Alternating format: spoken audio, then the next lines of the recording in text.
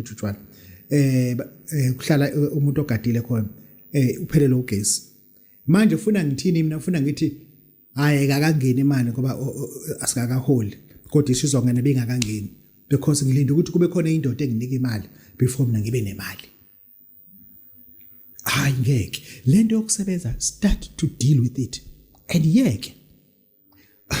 I understand when ngicela ukukutshela iqiniso wena nje I understand kukhona into ekudidisa ngazi ukuthi ushawa yini noma abhema ibenzina yakho usemncane uyazi lo muntu omsebenzela akasebenzi yena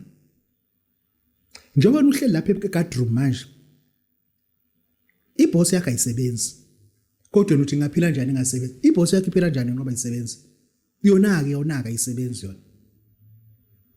Ngiyakutshela ngifuna ube conscious njengoba usebenza ka game uthi una 13 years wakhe mawunaqondo umnino wakhe masebenzi akasebenzi yena njengoba usebenza eplazini manje usinkomo usenga wenza yonke into umnini weplaza eqashwe ndawo akasebenzi which means nawe you can live without working for somebody else because awusebenzeli wena you are working for somebody else to be rich and he's going to bribe with the salary to keep you at work akukhothi some overtime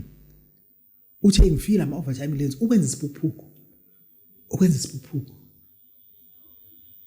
yabona nje lento nje ngeke nje sininakala ukundambisa futhi ukuthi yazi lento bese niyenze ibelula lento ungaphila kanjani wasebenzi ungaphila kanjani usebenzela omunye umuntu wena uyazisebenzela ngoba uyisebenzela wena. I rather choose somebody othi I am self-employed ngizisebenzela mina ngiziqashe mina ngithunga izicathulo mina ngidayisa ama-fruit ngidayisa amazambane ngi-order umbila ngidayisela abantu abadayisayo. That is how you supposed to be doing it.